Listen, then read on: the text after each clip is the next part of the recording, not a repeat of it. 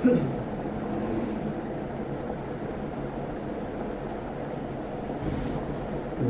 ونصلي على رسوله الكريم أما بعد فأعوذ بالله من الشيطان الرجيم بسم الله الرحمن الرحيم الرجال قوامون على النساء بما فضل الله بعضهم على بعض وبما أنفقوا من أموالهم صدق الله العظيم. سامعین محترم اور معزز ساتھیوں، طلاق کے سلسلے میں یہ بات چل رہی تھی کہ اللہ تعالیٰ نے طلاق کا حق مرد کو کیوں دیا، عورت کو کیوں نہیں. تو میں نے یہ بتایا تھا کہ اس کی دو وجہ قرآن بیان کرتا ہے. ایک تو یہ کہ اللہ نے جو صلاحیتیں مردوں کو دی ہیں وہ صلاحیتیں اللہ نے عورتوں کو نہیں دی ہیں. دونوں میں الگ الگ صلاحیتیں موجود ہیں. حکومت کی ذمہ داری، گھر کو چلانے کی ذمہ داری، کمانے کی ذمہ داری، باہر کے جتنے بھی کام ہیں ان تمام کاموں کی ذمہ داری اللہ نے مردوں کو دی ہے. اب مرد ان کاموں کو جتنے اچھے طریقے سے کر لے گا اتنے اچھے طریقے سے ایک عورت نہیں کر پائے گی. یہی وجہ ہے کہ آج کی دنیا اتنی آزاد ہونے کے باوجود بھی یہ تمام کام زیادہ تر مردوں کو ہی دیتے ہیں عورتوں کے مقابلے میں. آج بھی ان کے یہاں ان کی حکومتوں کو سنبھالنے کے لیے زیادہ تر مرد ہوتے ہیں عورتوں کے مقابلے میں. اور اس کے علاوہ بھی بہت سی خدا داد صلاحیتیں جو اللہ نے مردوں کے اندر رکھی ہے عورت کے اندر نہیں رکھی ہے فطری طور پر. یہ وہ صلاحیتیں ہیں کہ جو کوئی عورت محنت کر کے حاصل نہیں کر سکتی ہے. وہ یہ کہ طاقت و قوت، جرأت و ہمت، خود اعتمادی، دوسروں سے متاثر نہ ہونا، جلد بازی، جذبات سے بچنا، یہ تمام صلاحیتیں اللہ نے مردوں میں رکھی ہے، عورتوں میں اتنی زیادہ مقدار میں نہیں رکھی ہے. اور دوسری وجہ یہ بتایا تھا کہ اللہ نے کمانے کی اور خرچ کرنے کی ذمہ داری مردوں کو دی ہے، عورتوں کو نہیں دی ہے.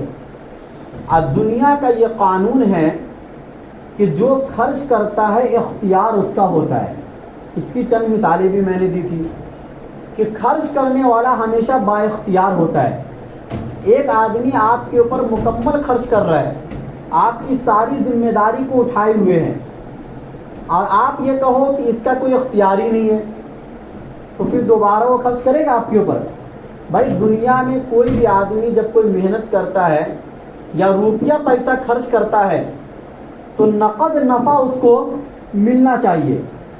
اگر نقد نفع کی امید نہ ہو دنیا کے اندر تو کوئی بھی آدمی ایک دوسرے کے ساتھ خیر خواہی کا معاملہ نہیں کرے گا. ایک تو یہ ہوتا ہے کہ اللہ کو راضی کرنے کے لیے آدمی خیر خواہی کا معاملہ کرتا ہے، یہ ایک الگ چیز ہے. لیکن دنیا کا کام اگر آدمی کرتا ہے دنیا کا اس میں نفع نہیں ہے تو کوئی بھی آدمی پھر یہ کام دوبارہ نہیں کرے گا، اور نہیں کرنا بھی چاہیے. تو یہ دو وجہوں کی وجہ سے اللہ نے طلاق کا حق مردوں کو دیا. لیکن میں نے یہ بتایا تھا کہ صرف اللہ نے مردوں کو طلاق کا حق نہیں دیا بلکہ اللہ نے عورتوں کو بھی دیا. یعنی ہمارے ذہنوں میں یہ بیٹھا ہوا ہے کہ طلاق دینے کا حق صرف مردوں کو ہے، عورتوں کو کوئی بھی اختیار نہیں ہے. حالانکہ ایسا نہیں ہے. جس قرآن نے مردوں کو طلاق کا حق دیا ہے اسی قرآن نے عورت کو بھی خلا کا حق دیا ہے. دوسرے مذاہب کی طرح بالکل نہیں کہ صرف کسی مذہب میں تو ایسا ہے کہ آپ طلاق ہی نہیں دے سکتے ہیں، چاہے معاملہ کتنا بھی آگے بڑھ جائے. طلاق بھی ایک رحمت ہے اگر آپ اس کے اوپر غور کریں گے. دیکھو ایک آدمی کی زندگی گزر رہی ہے ہنستے ہوئے، کھیلتے ہوئے، خوشی میں گزر رہی ہے. کبھی ایسا ہو سکتا ہے کہ دونوں کے درمیان نفرت پیدا ہو جائے، اور اتنی نفرت دونوں کے درمیان پیدا ہو گئی کہ اب دونوں کا جدا ہو جانا ہی صحیح ہے. کبھی کبھی ایسے معاملات ہوتے ہیں. اس کو ایک مثال سے سمجھیے کہ آپ کا ایک عضو ہے، ہاتھ ہے، پیر ہے، انگلی ہے. کبھی کوئی ایسی خرابی اس ہاتھ کے اندر پیدا ہو گئی کہ ڈاکٹر تو اول مرحلے میں یہ کوشش کرے گا کہ بھائی دوا وغیرہ کے ذریعے سے یا آپریشن کے ذریعے سے صحیح ہو جائے، لیکن کبھی کبھی بیماری ایسی بھی ہو جاتی ہے کہ اس ہاتھ کو کاٹ کے پھینک دینا ہی آپ کے لیے صحیح ہے، ورنہ وہ ہاتھ اگر آپ کے جسم میں لگا رہا تو آگے چل کے دوسرا ہاتھ بھی آپ کو پھر پھینکنے پڑ جائیں گے، پھر پورے جسم آپ کو قبر میں ڈالنے پڑ جائیں گے۔ تو ڈاکٹر آپ کے فائدے کے لیے، آپ کے نفع کے لیے ایک انگلی کو کاٹ دیتا ہے، ہاتھ کو کاٹ دیتا ہے، کبھی پیر کو کاٹ دیتا ہے۔ اس میں یہ نہیں کہا جائے گا کہ یہ آپ کے اوپر ظلم ہوا، بلکہ آپ کے نفع کے لیے ہوا، لیکن کوشش یہ کی جاتی ہے کہ حتی الامکان پہلے بچانے کی کوشش کی جائے، اگر دوا کے ذریعے سے، آپریشن کے ذریعے سے یا کسی بھی طریقے سے۔ تو طلاق کے معاملے میں بھی شریعت نے مردوں کو کھلی آزادی نہیں دی جیسا کہ آج کل سمجھا جا رہا ہے، بلکہ اسلام نے تو یہ کہا کہ اگر میاں بیوی کے درمیان کبھی کوئی دشمنی والی بات پیدا ہو جائے تو اولاً تو آپ چپکے سے سمجھاؤ، آپ دونوں کے درمیان کی باتیں آپ دونوں کے ماں باپ تک بھی نہیں پہنچنا چاہیے۔ واللاتی تخافون نشوزہن فعظوہن، ان کو سمجھاؤ، اگر اتنے سے وہ نہیں سمجھ رہی ہے تو آپ بستر الگ کر دو، لیکن بستر الگ کرنے کا یہ مطلب بالکل نہیں ہے کہ آپ الگ گھر میں سو رہے ہیں اور وہ الگ گھر میں سو رہے ہیں، بلکہ ایک گھر میں تھوڑی سی جدائیگی ہو جائے تاکہ انہیں احساس ہو جائے۔ جب یہ مرحلہ بھی گزر جائے، اگر اتنے سے بھی نہیں مان رہی تو تھوڑا ڈانٹ ڈپٹ بھی کر دیجئے۔ اگر اس مرحلے سے بھی گزرنے کے بعد اگر وہ آپ کی بات نہیں مان رہی ہے، قرآن یہ کہتا ہے اگر وہ مان لے تو پھر آپ کے اوپر آپ اس کے اوپر کچھ بھی زیادتی نہیں کر سکتے۔ ان 3 مرحلوں کے بعد بھی اگر وہ عورت آپ کی بات نہیں مانتی ہے، اتنے میں تو عام طور سے مان لے گی، اور آپ کا جو غصہ ہوگا وہ کم سے کم تھوڑا نیچے آ جائے گا، ڈائریکٹلی آپ 3 طلاق نہیں دے دیں گے جو ہوتا ہے عام طور سے۔ پہلے ان مرحلوں سے گزریے، یہ قرآن یہ طریقہ بتا رہا ہے۔ چوتھے نمبر پر آپ اپنے ماں باپ کو بلائیے، عورت کے ماں باپ کو بلائیے، اور دونوں آمنے سامنے بیٹھے تاکہ گھر کی بات گھر میں رہے، تیسرے آدمی تک یہ بات نہ پہنچے۔ قرآن یہ چاہتا ہے کہ میاں بیوی کے معاملات صرف میاں بیوی تک رہے، اور آگے چل کر زیادہ سے زیادہ آپ دونوں کے ماں باپ تک پہنچے۔ اس کے علاوہ اگر یہ بات آگے پہنچے گی تو صلح کے بجائے دشمنی اور بڑھ جائے گی، کیونکہ یہاں پر رک کے ایک حدیث بھی میں آپ کو سنا دوں کہ شیطان کو سب سے زیادہ خوشی 2 میاں بیوی کے درمیان دشمنی کرانے پر ہوتی ہے۔ چنانچہ صحیح مسلم کی حدیث ہے کہ شیطان اپنا تخت بچھاتا ہے پانی کے اوپر، سمندر کے اوپر، اور اپنے جتنے کارندے ہیں سب کو پوری دنیا میں بھیج دیتا ہے کہ بھائی جاؤ اپنا اپنا کام کرو۔ ہر ایک شیطان اپنا اپنا کام کرتا ہے، اور ابلیس کے سب سے زیادہ قریب وہ شیطان ہوتا ہے جو سب سے بڑا فتنہ کر کے دنیا میں آیا ہو۔ اب ہر شیطان آتا ہے شام میں کارگزاری سناتا ہے کہ میں نے 2 آدمی کے درمیان لڑوا دیا، ایک نے دوسرے کو قتل کر دیا۔ ابلیس بولتا ہے تو نے ابھی کچھ نہیں کیا ہے۔ دوسرا آتا ہے میں نے 2 آدمی کے درمیان دشمنی پیدا کر دی۔ شیطان بولتا ہے یہ بھی کوئی بڑا کام تو نے نہیں کیا ہے۔ پھر تیسرا آتا ہے میں نے جھوٹ بولنے پر مجبور کر دیا فلاں آدمی کو، کسی کو میں نے نماز چھوڑنے پر آمادہ کر دیا، کسی کو میں نے ماں باپ کی نافرمانی پر آمادہ کر دیا۔ شیطان بولتا اتنا بڑا کام تم نے نہیں کیا۔ یہ وہ سب ہے جو آگے چل کے پھر سے سب ایک ہو جائیں گے۔ ایک آتا ہے وہ بولتا ہے کہ میں نے میاں بیوی کے درمیان لڑوا دیا، اور یہاں تک لڑوایا کہ حتیٰ کہ وہ دونوں اب جدا ہو گئے، طلاق دے دیا، دونوں جدا ہو گئے۔ حدیث کے الفاظ ہیں کہ ابلیس اس کو اپنے قریب کر لیتا ہے اور اپنے سینے سے اس کو چمٹا لیتا ہے اور کہتا ہے تو نے بہت بڑا کام کیا ہے۔ اب دیکھو یہ صحیح مسلم کی حدیث ہے، اللہ کے نبی صلی اللہ علیہ وسلم فرما رہے ہیں اور اللہ کے نبی تو ساری حقیقتوں کو اپنی آنکھوں سے دیکھتے تھے.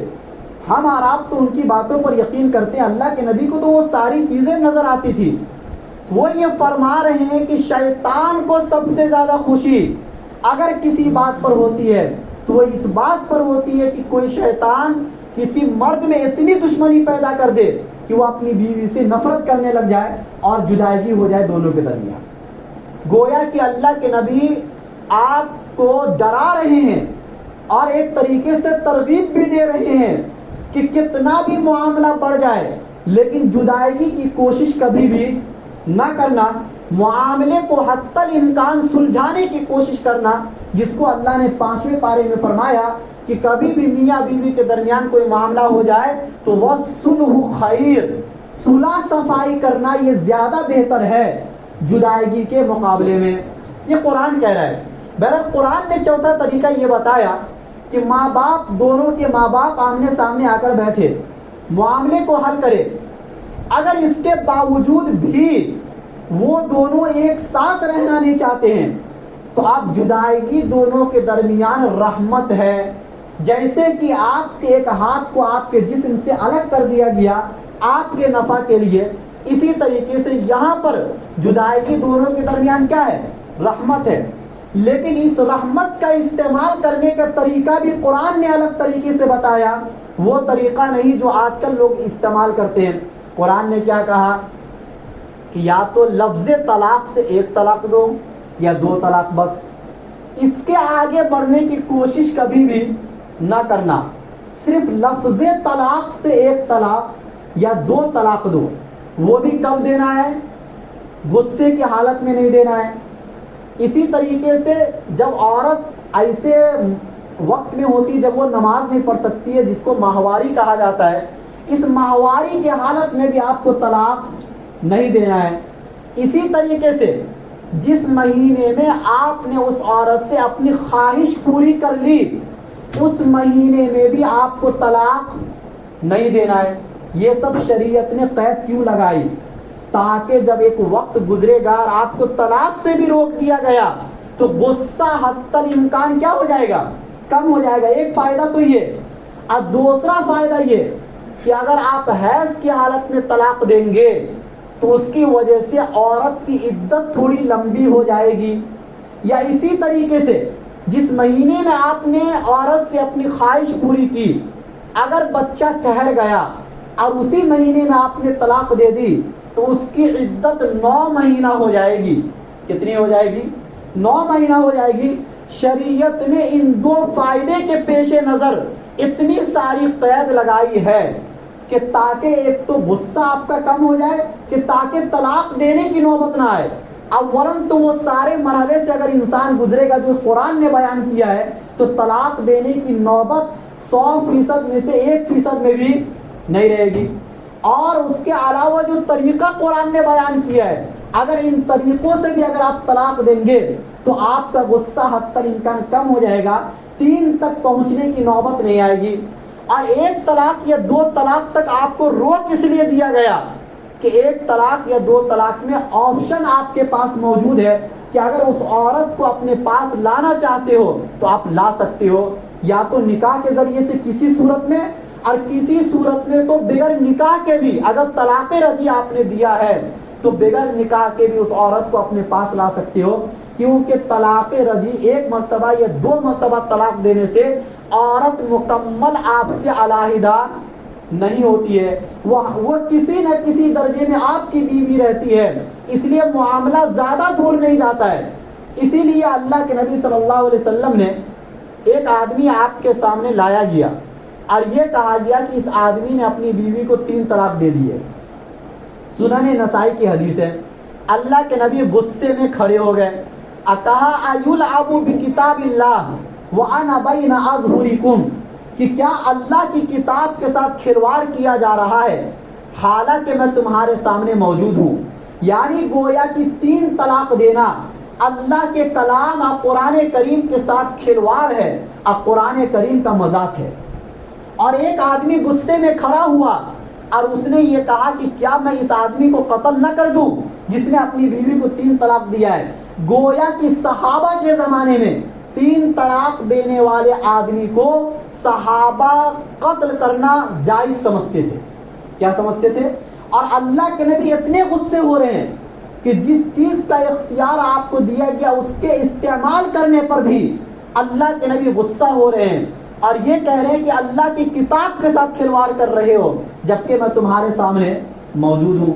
پتہ یہ چلا کہ طلاق کا حق اللہ نے مردوں کو بھی دیا اور خلا کی صورت میں اللہ نے عورت کو بھی دیا, لیکن مرد کو دینے کا بالکل یہ مطلب نہیں ہے کہ اللہ نے اس کو آزاد چھوڑ دیا ہے اور وہ جیسے چاہے ویسے اس اختیار کو استعمال کر لے. ایسا نہیں ہے, بلکہ کچھ طریقے بھی بتائے کہ پہلے صلح صفائی کرو. طلاق دینا بھی ہے تو اس کے بھی طریقے قرآن نے بتلائے ہیں, اور 3 طلاق دینے پر غصے کا اظہار اللہ کے نبی صلی اللہ علیہ وسلم نے کیا ہے. لیکن اگر کسی نے اپنی بیوی کو 3 طلاق بھی اگر دے دیا تو گویا کہ یہ شوہر ظالم ہے اس عورت کے حق میں. کیا ہے؟ ظالم ٹھہرا اس عورت کے حق میں کہ اگر کوئی آدمی 1 گولی سے مر سکتا ہے, 2 گولی سے مر سکتا ہے, تو 3 گولی سے مارنا یہ بہرحال ظلم ہے. کیا ہے؟ کیونکہ آپ کا وہ کام 1 سے بھی پورا ہو رہا تھا جو 3 سے آپ پورا کر رہے ہو.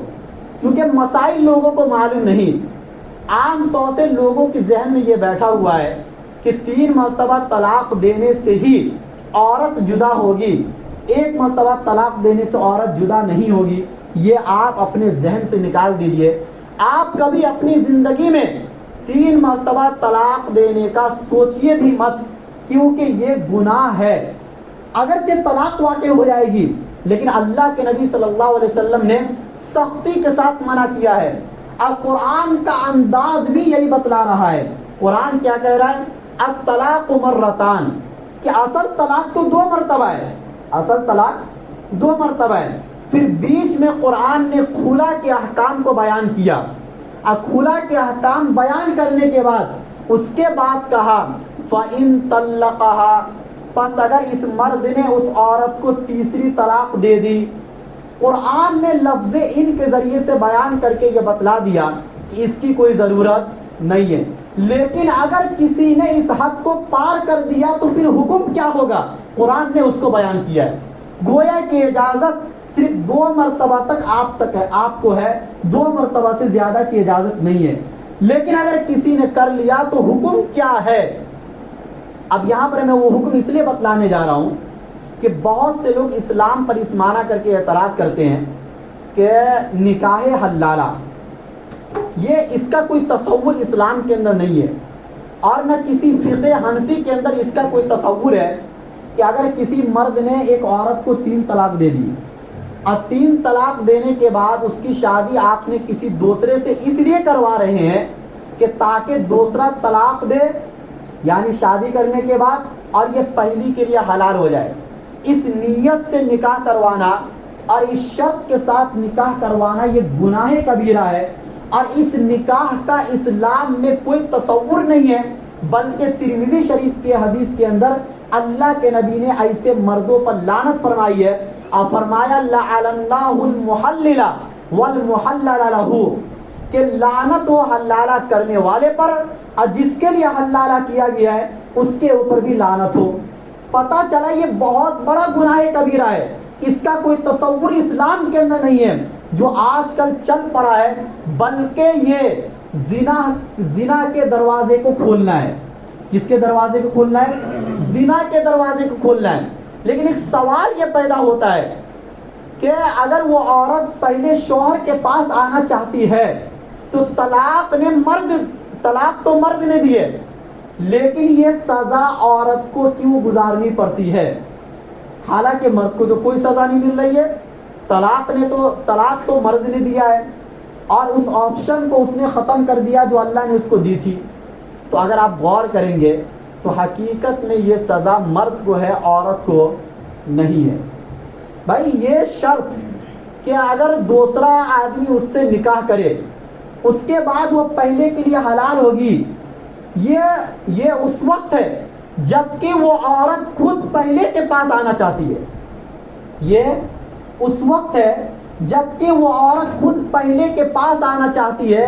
اسلام تو یہ چاہتا ہے کہ جس نے آپ کو 3 گولی سے مارا ہے آپ اس کے پاس کبھی بھی مت جاؤ. اس لیے اسلام نے وہ آپشن ختم کر دیا رجوع کرنے کا کہ آپ دوبارہ نکاح کے ذریعے سے بھی اس عورت کو نہیں لا سکتے ہو.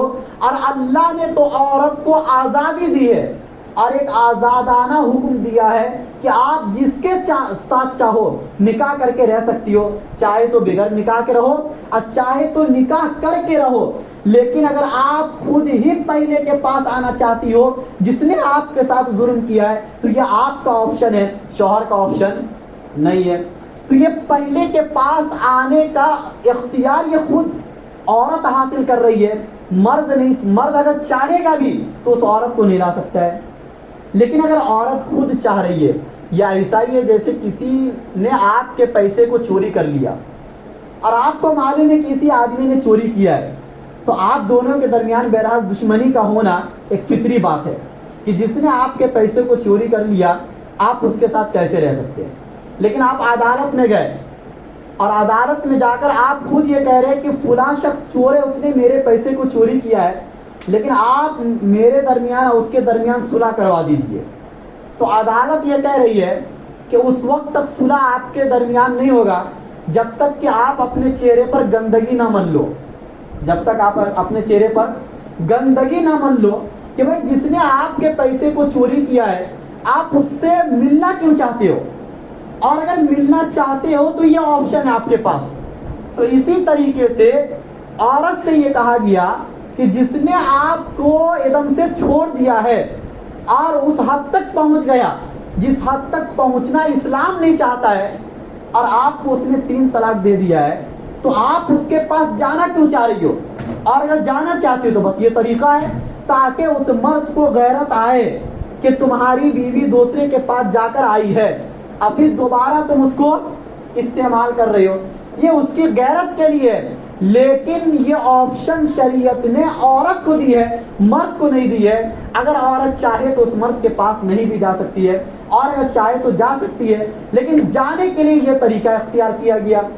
چنانچہ ایسا نبی کے زمانے میں بھی ہوا کہ ایک عورت تھی, حضرت رفاع القرظی رضی اللہ عنہ کی بیوی. انہوں نے اپنی بیوی کو 3 طلاق دے دی. طلاق دینے کے بعد ان کی شادی عبد الرحمن بن زبیر رضی اللہ, زبیر نہیں بلکہ زبیر ایک دوسرے صحابی ہے, ان سے ان کی شادی ہوئی. وہ عورت اللہ کے نبی صلی اللہ علیہ وسلم کے پاس آئی اور انہوں نے یہ شکایت کی کہ میں نے عبد الرحمن بن زبیر سے نکاح تو کر لیا لیکن وہ میری خواہش کو پوری کرنے کی صلاحیت نہیں رکھتے. یعنی جنسی کمزوری کی شکایت اس عورت نے نبی کے پاس آ کر کی. بہرحال ایک عورت کو جب تک سکون نہیں ملے گا جنسی خواہش کے ذریعے سے وہ عورت کبھی بھی اس مرد سے محبت نہیں کر سکتی ہے, کیونکہ آپ کی بھوک تو مٹ گئی لیکن اگر عورت کی بھوک نہ مٹے تو وہ عورت صحابیہ کیوں نہ ہو وہ آپ کے پاس کبھی بھی رہنا گوارا نہیں کرے گی. وہ عورت بھی تو صحابیہ تھی, اور جس کی شکایت لے کر وہ عورت نبی صلی اللہ علیہ وسلم کے دربار میں لے کر آئی ہے وہ آدمی کون تھے؟ صحابی رسول تھے. لیکن چونکہ اس عورت کو معلوم تھا کہ نبی کے پاس ہر ایک چیز کا انصاف موجود ہے, وہ پہنچ گئے اور انہوں نے کہا انما معہ مثل حدبۃ الثوب, کہ میں نے اس آدمی کے سے نکاح تو کی ہے لیکن یہ جنسی خواہش میری پوری نہیں کر سکتا ہے. آج کل بھی نوجوان ایسے ہی ہوتے جا رہے ہیں کہ چونکہ وہ شادی سے پہلے اتنا غلط کام کر چکے ہوتے ہیں اور اتنا حد تک آگے بڑھ چکے ہوتے ہیں کہ شادی کرنے کے بعد وہ اس عورت کو خوش نہیں رکھ سکتے اس معاملے میں, اور پھر اس کے بعد چند دنوں کے بعد پھر جھگڑے ہوتے ہیں, نفرتیں پیدا ہوتی ہے, پھر معاملہ طلاق تک پہنچتا ہے, اور اگر طلاق تک نہ پہنچے تو وہ آپ سے پیار نہیں کرتی ہے اور وہ دوسرے سے اپنی وہ جنسی خواہش کو پوری کرتی ہے. اس لیے اپنے اندر کبھی بھی اگر جنسی کمزوری موجود ہو تو یہ فتویٰ موجود ہے کہ یہ علاج کرانا آپ کے اوپر واجب ہے. اگر آپ اس کا علاج نہیں کراتے ہیں تو آپ گنہگار ہوں گے. بہرحال اللہ کے نبی صلی اللہ علیہ وسلم نے کہا کہ تمہیں رفاع نے تو 3 طلاق دی ہے, حتی تذوقی عسیلتہ, وَيَذُوقَ عُسَيْلَتَكِ کہ تو اس وقت تک رفاعہ کے پاس نہیں لوٹ سکتی ہے جب تک کہ تو اس کے مزے کو نہ چکھ لے اور وہ تیرے مزے کو نہ چکھ لے. تو گویا کہ کبھی کبھی عورت خود یہ چاہتی ہے کہ میں اپنے شوہر اول کے پاس پہنچوں، تو آپ کو چونکہ پہنچنا ہے اس لیے آپشن آپ کو دیا گیا. اور اللہ تو یہ چاہتے ہیں اور اسلام تو یہ چاہتا ہے کہ آپ دوبارہ اس مرد کے پاس نہ پہنچو کہ جس نے آپ کو 3 طلاق دے دیا ہے. تو گویا کہ یہ حلالہ، اولاً تو نکاح حلالہ کی اسلام میں کوئی صورت نہیں ہے، یہ بالکل گناہ کبیرہ ہے. ایسا کرنے والا مرد بھی لعنت کا مستحق ہے، اور جس کے لیے جس شرط پر یہ نکاح کیا گیا ہے وہ آدمی بھی لعنت کا مستحق ہے. لیکن اگر کوئی عورت خود سے اپنے شوہر اول کے پاس جانا چاہتی ہے تو اس کو یہ کہا گیا ہے کہ آپ پہلے دوسرے سے نکاح کرو، لیکن یہ نکاح کسی شرط کے ساتھ نہیں ہونا چاہیے، بلکہ وہ اپنی مرضی سے طلاق دے، یا اپنی مرضی سے اگر طلاق نہ دے تو اگر اس کا انتقال ہو جائے پھر عدت گزرنے کے بعد اگر آپ شوہر اول کے پاس آنا چاہتی ہو تو اب آ سکتی ہو. یہ بتایا یعنی ایک اتفاقی صورت ہے، اس کو شرط کے ساتھ مقید نہیں کیا گیا. یہ ایسا ہی ہے کہ اگر آپ نے کسی عورت سے نکاح کر لیا تو اس کی دوسری بہن آپ کے اوپر حرام ہو گئی، لیکن یہ حرمت ہمیشہ کے لیے نہیں ہے. اگر آپ کی خدا نخواستہ یہ موجودہ بیوی آپ کو چھوڑ کر چلی جاتی ہے یا اس کا کسی وجہ سے انتقال ہو جاتا ہے تو کچھ دنوں کے بعد آپ اس کی دوسری بہن سے نکاح کر سکتے ہو. اکٹھا نہیں کر سکتے ہو، ایک ساتھ جمع کرنا حرام ہے، لیکن ایک کے جانے کے بعد دوسری سے نکاح کرنا جائز ہے. اسی طریقے سے اگر وہ دوسرے شوہر سے نکاح کر لی اور دوسرے شوہر کا انتقال ہو گیا، کسی حادثے کا شکار ہو گیا یا کسی وجہ سے اس نے بھی طلاق دے دی، تو اب آپ کے پاس یہ آپشن موجود ہے کہ آپ پہلے کے پاس آ سکتی ہو.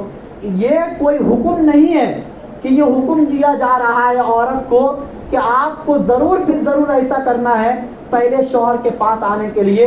اگر حکم ہوتا تو اعتراض ہوتا.